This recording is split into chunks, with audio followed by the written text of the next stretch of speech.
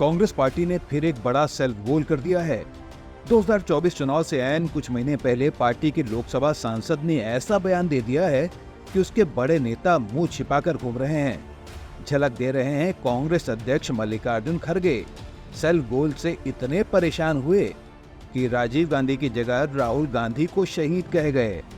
इंदिरा गांधी अपनी जान दी और राहुल गांधी जी अपना जान राजीव गांधी जी सॉरी बोला, sorry, I am sorry, can withdraw it. So it will not go on record. Rajiv Gandhi ji जान दिए। जाहिर है मल्लिकार्जुन खड़गे हिले हुए हैं अपनी पार्टी के लोकसभा सांसद के सेल्फ गोल से। देश के बंटवारे का अफसोस आज तक किया जाता है, लेकिन उनके सांसद जी ने तो दक्षिण के राज्यों के लिए अलग देश ही मांग लिया। जी हाँ, भारत देश से अलग दक्षिण के राज्यों का अलग देश। वो भी किस लिए?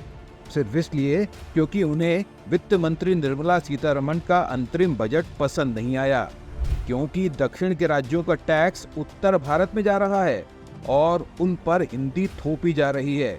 सो उनका अलग देश होना चाहिए, यानी साउथ इंडिया अलग देश बनना चाहिए। ये है तर्क लोकसभा के सांसद DK सुरेश के। कौन है ये DK सुरेश? ये हैं कर्नाटक के उप मुख्यमंत्री और कांग्रेस के कद्दावर नेता DK शिवकुमार के भाई। राज्यसभा में ये भूचाली न्यूज ब्रेक की केंद्रीय मंत्री पीयूष गोयल ने सदन को बताया कि कर्नाटक के सांसद DK सुरेश दक्षिण के राज्यों के लिए अलग देश मांग रहे हैं क्योंकि वो बजट से नाराज हैं। पीयूष गोयल ने बताया कि कन्नड़ में दिया गया DK सुरेश का बयान कहता है कि दक्षिणी राज्यों से जो टैक्स कलेक्ट होता है उससे उत्तर भारत का काम चलता है।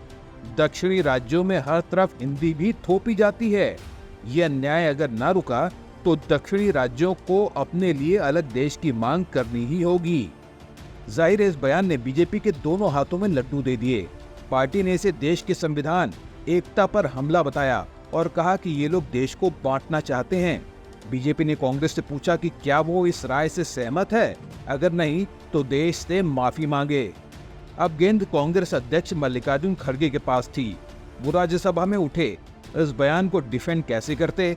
बोले कि देश को तोड़ने की बातें करने वाला बर्दाश्त नहीं करेंगे, चाहे हमारी पार्टी का ही क्यों ना हो।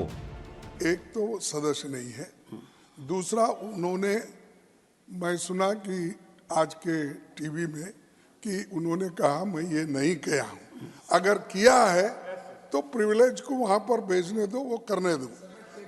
तीसरी बात बोलता हूं, अगर कोई भी देश को तोड़ने की बात किया हम कभी सहन नहीं करेंगे, चाहे वो किसी पार्टी का हो, चाहे मेरे पार्टी का हो, चाहे उनके पार्टी का हो, चाहे और किसी के।